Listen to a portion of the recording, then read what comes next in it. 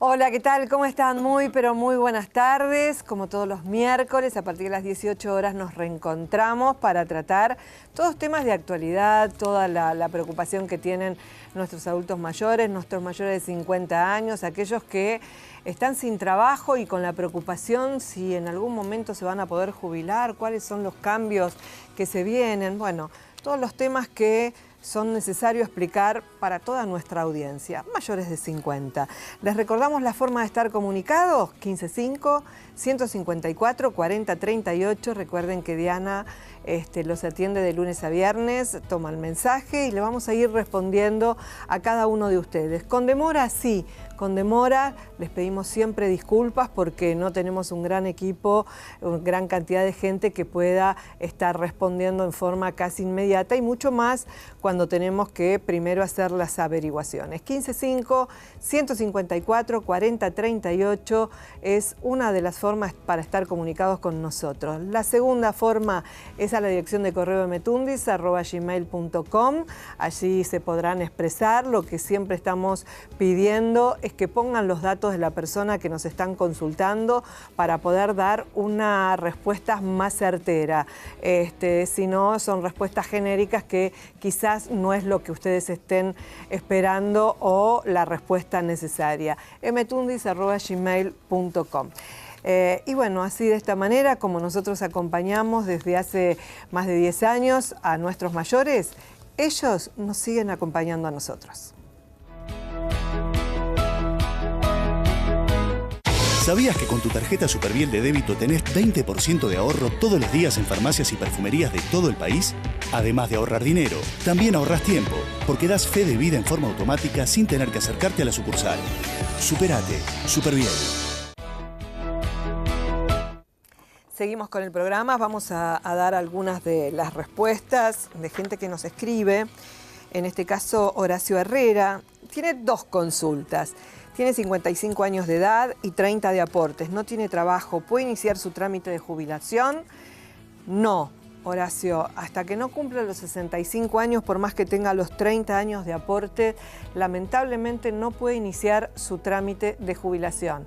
Por cómo estaría resguardado, y ojalá que nunca se dé, ante una invalidez. Teniendo los 30 años de aporte, si usted se llega a invalidar hasta antes de cumplir los 65 años, puede iniciar un trámite de jubilación por invalidez, solamente en ese caso, pero no de jubilación. No tenemos más la jubilación anticipada, ni nunca tuvimos la jubilación proporcional, que sería una medida para salvar a todas aquellas personas que quizás tienen los años de aporte y no tienen la edad, o tienen la edad y no cumple con los años de aporte.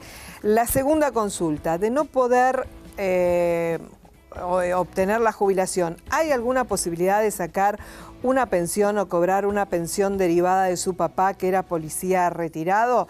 En realidad, no. ¿Por qué? Porque no existe una posibilidad de cobrar una pensión, salvo dice que está padeciendo una enfermedad crónica.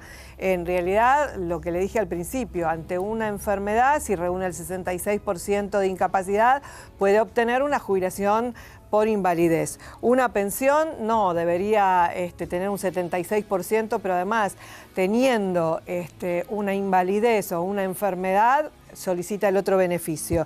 Y para solicitar la pensión derivada del papá, también tendría que haberlo tenido a cargo, más allá de todas las cosas, y obviamente tener un porcentaje de invalidez. En todos los casos lo lleva a lo mismo. Teniendo los 30 años, 55 años de edad y estando enfermo, puede iniciar una jubilación por invalidez siempre que reúna el 66% de incapacidad. Todo lo demás lo limita porque, insisto, los 30 años lo tiene.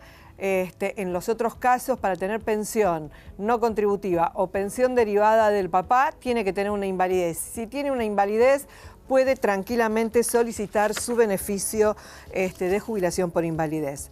Analía tiene su suegra jubilada con la mínima, vive con su cuñada, que es soltera y nunca trabajó.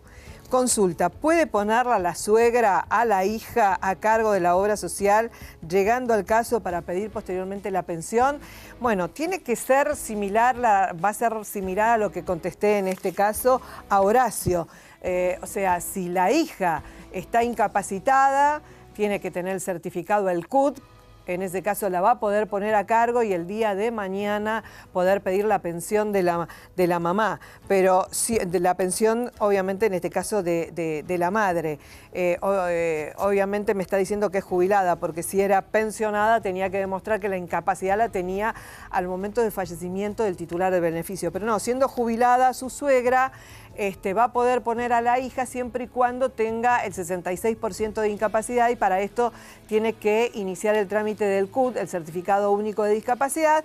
Una vez obtenido el Certificado Único de Discapacidad, si hay una invalidez, lo presenta ante el PAMI y ante ANSES para dos cosas: cobrar la asignación por hija incapacitada y tenerla a cargo en la obra social. Ahora, si no está incapacitada, no la van a poner a cargo, ni mucho menos tener derecho a la pensión. María Cristina consulta si le corresponde actualización de haberes, cuál sería el costo, ya que todavía no inició el trámite de reparación histórica, no nos envió datos. Esto va a depender de lo que cobre cada profesional. Cada profesional tiene un costo. Lo que le ofrecemos es lo que el doctor Jauregui hace gratuitamente, es que envíe el detalle de la primera liquidación para que él le haga el cálculo para ver si se justifica hacer juicio, que es lo que usted tiene intención. Casilla de correo 75, creo que si no me equivoco, correo central, código postal 1000, dirigida al doctor Guillermo Jauregui, para que él le pueda hacer el cálculo y verificar si realmente se justifica hacer juicio o no. Y la última, Irma Agustina, el esposo recibió una propuesta de reparación histórica, falleció 6 días antes de concurrir al turno, cobró la pensión sin reparación histórica, le informan que iban a realizar una nueva propuesta, hasta la fecha no tuvo novedades. Bueno, esto está sucediendo con todas las pensionadas, con la agravante que su marido ni siquiera había podido hacer la opción, ni siquiera pudo haber cobrado la reparación histórica. Yo lo que le aconsejo es que se presente a ANSES, que intimen a ANSES a realizar el cálculo sobre la pensión, ya que la reparación histórica estaba ya calculada sobre la jubilación de su marido. Lo que no había hecho su esposo es cobrarla, pero igual, aquellos que la cobraron y fallecieron, las viudas tampoco la están cobrando. Preséntese ante el ANSES a hacer un reclamo, obviamente para que hagan en forma inmediata la liquidación de esta reparación. Ahora vamos a ir al momento dulce tierno de Mi Agua es lo Más, obviamente presentado, auspiciado por Ribeiro. Recordá que ribeiro.com.ar encontrás las mejores ofertas con los mejores descuentos, por eso ingresando a la página de ribeiro.com.ar, recordá que el envío es totalmente gratuito en Capital Federal y el Gran Buenos Aires, siempre que la compra supere los 3.500 pesos. Minicuotas Ribeiro, primero la gente. Y hoy presentamos a Mi Agua es lo Más, Noemí con su nieta Bárbara. Allí están abrazadas con mucho amor, con mucho cariño. Es lo que más le gusta, estar con su abuela, charlar todo el tiempo, en especial lo que hace Barbie en el colegio, y además le encanta sacarse muchísimas fotos. Allí están la Abu, Noemí con Bárbara, abrazadas con mucho amor, con mucho cariño. Si querés ser parte de este momento, envía la foto con la dedicatoria a la dirección de correo mtundis@gmail.com. No te vayas, enseguida volvemos.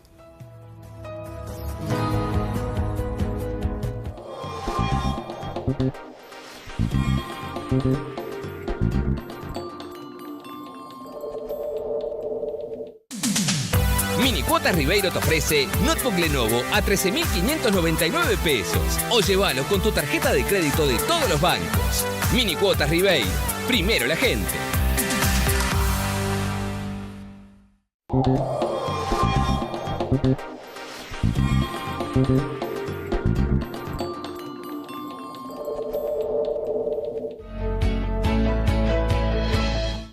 Seguimos con el programa, como siempre, agradeciendo a quienes nos acompañan desde hace tanto tiempo, a Alfredo Serrano por vestirme y a Néstor Cataldo con su equipo también por peinarme. Así que a ellos muchísimas gracias por seguir desde hace tantos años acompañándonos en este espacio. Y estamos con el doctor Guillermo Jáuregui y la doctora Alicia Braghini, recordemos que es jueza del juzgado número 7 de aquí de Capital Federal, y obviamente es un juzgado previsional donde hay muchas inquietudes. Le damos la bienvenida, Alicia. Hola, ¿qué tal? Y al doctor Jáuregui.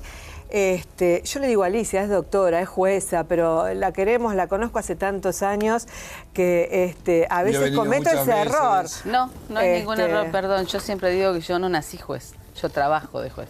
Ay, qué linda. Que marca la diferencia, me parece. Qué linda. Eso me hace recordar hace muchos años, la época de los Bocones, serie 1 y serie 2. Apareció ahí en en Avenida Paseo Colón 329, que era el operativo, un señor muy alto. Y yo le digo, señor, y tenía una jefa, Alicia Castro, y me dice, ¿cómo señor? ¡Su señoría! ¡Es juez! Yo me puse roja, colorada, no sabía qué hacer y el juez me dice... Te chapeó. Perdón, señor se nace, juez se estudia. Ay, y la verdad me hiciste acordar a ese juez maravilloso que no recuerdo el nombre, si no lo estaría nombrando. Alicia, un placer que estés nuevamente con nosotros. Y como habrás visto, la mayor cantidad de las consultas tienen que ver con la reparación histórica. Precisamente por eso la invitamos, está aquí, ya algo habíamos coordinado, pero uno de los primeros temas que nos interesa que desarrolle Alicia son todas esas cuestiones que se presentan con la reparación, de la cual ella conoce muy bien todas sus posibilidades, ¿no? Claro, hay gente que nos dice, hace 8 meses que homologué y todavía, seguramente, como no nos explican en el mail, tendrá un juicio de por medio, está renunciando y por eso tarda tanto en el pago de la reparación, ¿o qué? La verdad, ¿cuáles son los motivos por los cuales la gente tarda tanto en cobrar la reparación histórica? En realidad, ¿o cuáles son los reclamos? A mí me gusta hacer estadísticas después para tomar decisiones, ¿no? E hicimos un muestreo de todos los expedientes de gran parte. Tomamos 10 expedientes mensualmente durante 2 años, consultando la página de ANSES a ver cuál era el promedio de cumplimiento en estos de reparación histórica. Y nos encontramos que al menos, quiero pensar que es una tendencia, porque tomar 10 en cada mes puede ser. ¿De todos los juzgados? No, el mío. Y nos encontramos con que el haber mejorado, había una diferencia en tiempo 2-3 meses, que es más o menos el tiempo en que pone el pago ANSES. Vimos que en esos expedientes... Entre la presentación de la homologación. Entre la presentación. De la homologación, no de la presentación.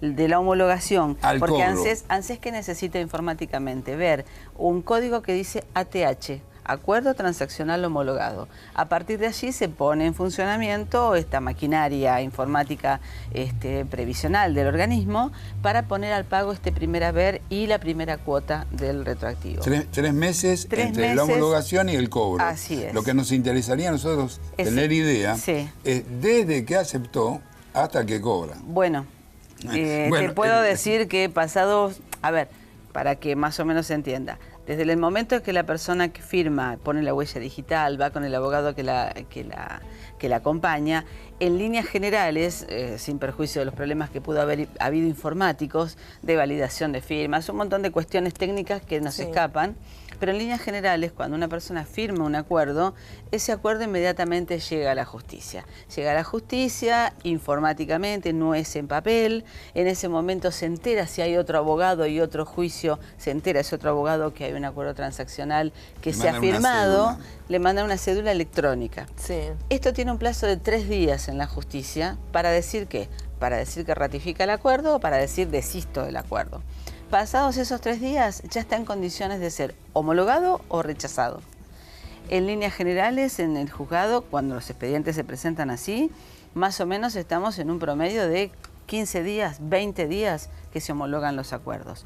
Hubo un cúmulo de expedientes en el mes de septiembre, previos al vencimiento de la aceptación. Claro. Ahí entraron 3.000 expedientes de golpe y esto hubo que graduarlo, no es siempre fácil y el sistema no siempre responde. Pero en líneas generales sale rápido. Desde que llega, esperamos el plazo de los 3 días, se presentan o no se presentan escritos y entonces después se homologa y a partir de ese momento es que hicimos este muestreo de los expedientes. En cuanto a la primera cuota del retroactivo, nos encontramos con que el promedio en esos mismos 10 expedientes homologados en cada mes estaba alrededor de 4 meses. Promedio. Es decir, yo después no me entero qué es lo que pasa. Me entero en un cúmulo de expedientes pequeño, que en algún otro programa hicimos referencia, en un cúmulo de expedientes que si bien es el 100% para cada persona porque no lo cobra, en muy pocos expedientes hubo inconvenientes posteriores. Lo cierto es que en ninguno de los juzgados de primera instancia en Capital nos hemos encontrado con la necesidad hasta el momento de iniciar la ejecución de un acuerdo transaccional homologado. No nos hemos encontrado. Hemos tenido distintas suertes, se han celebrado audiencias, ha habido intimaciones y terminaron cumpliendo. Así que por el momento no hemos tenido, el año termina con la no ejecución de estos acuerdos transaccionales. Pero ¿y por qué nos encontramos con mucha gente que dice homologué? Las pensiones, sobre todo. El tema especial con las pensiones. Es el tema fundamental, el de las pensiones. El de las pensiones tenemos que hacer una división. En el caso que el causante haya firmado, haya alcanzado a firmar el acuerdo y falleció después, según lo que nos ha transmitido la autoridad de ANSES, no hay inconveniente, se acredita el vínculo y se le paga a esta viuda.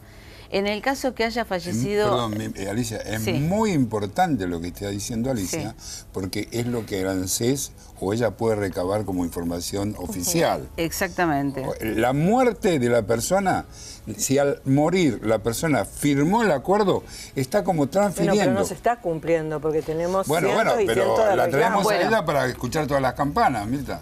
Bueno, en el otro caso que haya no haya alcanzado a firmar el acuerdo, que no aceptó la propuesta y fallece en el camino, las versiones que tenemos de ANSES es que en el próximo mes de febrero todas las pensiones van a ser objeto de propuesta que no habían tenido, o sea, hubo una propuesta para el causante, en el camino se muere el causante, no fue aceptada, entonces la versión de ANSES es que tenemos que en el mes de febrero próximo, ahora salen todas las propuestas para las pensiones. Es un aliciente para nosotros que nos digan, entre tantos reclamos que uno está teniendo de la gente que dice, bueno, realmente homologó o mi marido no alcanzó a homologar, o sí tenía la homologación y no hicieron la liquidación. Claro, pero hay varias alternativas, Una, la muerte antes de la aceptación. Sí. Otra, la muerte luego de la aceptación y antes de la homologación. Y después la muerte después de la homologación. Sí. En los dos últimos supuestos que estamos hablando, ninguna duda que a la viuda le tienen que pagar el 70% del haber reparado. Exacto. Si no se lo hacen, Mirta, si nosotros vemos que no se lo hacen, lo que le podemos decir a la gente es que vaya a tocarle el timbre a Alicia. A la justicia. Tienen un expediente digital iniciado y tienen todos los mecanismos habidos y por haber recursivos, de apercibimientos, como para poder lograr este acuerdo que se firmó con la autonomía de la voluntad plena, tanto de uno como de otro. Así que el cumplimiento tiene que estar. Si está en el juzgado de la doctora Braghini, seguramente se lo van a resolver. Pero convengamos que no todos los juzgados trabajan de la misma manera. Mirta, Tampoco seamos ilusos. Mirta. No tengo nada contra los jueces, pero Mirta, convengamos que no todos trabajan de la misma manera. Bueno, Mirta, pero en derecho hay cosas que son como 2 más 2 son 4. Hay cosas que son de cajón. Si una persona aceptó el acuerdo, lo firmó, sus derechos se transmiten a la muerte, a la viuda. Eso es... pero eso no hay... Es razonamiento puro. No hay duda. El tema es el trabajo técnico práctico en la realidad. Puedo contarte una infidencia. En otros programas hablamos del grupo que se había formado y el criterio de la mayoría de los juzgados con que vienen reflejándose en los comentarios es sí o sí el respeto total y absoluto al cumplimiento de un acuerdo. Con lo cual está garantizado, puedo decirlo a nivel de todo el país, de toda la gente que litiga en el interior y que tiene esos expedientes digitales en el resto del país, todos están confluyendo en el mismo sentido con su criterio. El respeto total y absoluto a un acuerdo como se firmó. Ojo, esto es muy importante que lo pongamos sobre la mesa. La autonomía de la voluntad con que se firmó ese acuerdo rige para ambos. O sea, Quien firmó un acuerdo no puede pedir más que lo que dice el acuerdo. Y quien firmó ese acuerdo por parte de la administración no puede pagar menos, lo tiene que respetar. Recordamos que el grupo al que se refiere la doctora Braghini es un grupo de los distintos juzgados de todo el país que están intercomunicados para resolver los casos. O sea, seguimos insistiendo y está en pantalla la dirección, el mail de la doctora Braghini, de la jueza Braghini, para que desde alguna provincia que todavía no está en ese grupo, un juzgado desde la Cámara y demás, puedan estar en contacto para poder resolver más rápidamente ante una duda los casos que tienen cada uno en su juzgado. Para que no quede dudas, porque quizás la gente piense, uy, para mí es un grupo, no, es un grupo de jueces, camaristas y funcionarios de la justicia que obviamente tienen que resolver los casos que ustedes nos plantean. Mirta, tengo otra para Alicia. ¿Cuál? Que también a nosotros nos consultan mucho por eso en este programa. ¿Qué pasa con la ley 14370? ¿Qué pasa con los haberes devengados a favor del causante cuando muere el causante y queda la viuda? Y además pueden quedar hijos que no tienen derecho a pensión de un matrimonio anterior o de ese mismo matrimonio que quieren cobrar. Entonces tenemos una ley que ya la Corte ahora en el caso de Salgueiro, digamos, ha confirmado su existencia, que dice que cuando muere el causante y hay una viuda, los haberes devengados le pertenecen a la viuda y no a otros herederos civiles. Bueno, lo que queremos es escuchar las ideas de Alicia, ¿no? Como es mi costumbre hablar, como para que se me entienda. Hay una norma que es el Código Civil, que todos saben de su existencia. Pero hay una norma también, que es la ley previsional, que frente a determinadas situaciones es una ley especial y se aplica a esa ley. Claro. Esa ley dice que los derechohabientes previsionales tienen determinados derechos, que desplazan al común de los herederos, que podrían ser aquellos que estamos acostumbrados a ver en una declaratoria de herederos. Acá el derechohabiente previsional significa que alguien, cuando una persona se muere y tenía una jubilación o tenía derecho en vida a la jubilación, lo transmite a un derechohabiente previsional. Muy bien. ¿Qué sucede? Hay una ley muy vieja, su número dice 14370, que así lo establece y no está derogada, está vigente. Y fue ratificado por un fallo de la Corte que se llama Salgueiro, donde dice que el derechohabiente previsional desplaza al resto de los herederos. Esto, de la única manera en que no se aplique, es que no haya nadie con derecho a pensión, con lo cual ahí se termina y ahí empieza a funcionar el derecho civil. Claro. Si no hay nadie con derecho a pensión, entonces nos olvidamos de la norma especial y vamos a la norma especial general, que es el Código Civil. En estas situaciones nos encontramos con que varias situaciones. En el interior del país se ha instalado, junto con nosotros en este grupo del que hablabas recién, se ha instalado esta noción. ¿Hasta qué punto puede alcanzar este Salgueiro o este derecho previsional? ¿Cómo se transmite? ¿Alcanza solamente a que el derecho que se reconozca es a obtener una pensión? ¿O también alcanza a ese retroactivo que se genera por haberse liquidado mal la jubilación y que obviamente incide en el cálculo de la pensión?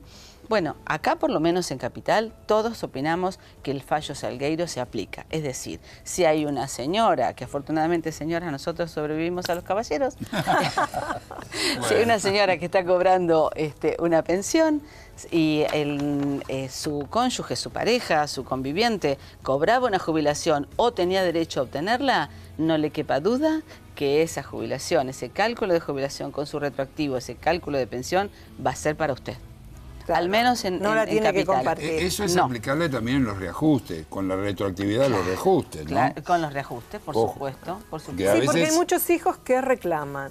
Sí. Y obviamente... Sí. Bueno, son las consultas que nos hacen. Sí. Es que la duda está instalada, si se quiere. A ver, ¿hasta dónde alcanza el derecho previsional? Si es al beneficio, como te decía antes, o es también, se extiende a ese monto retroactivo, a ese dinero.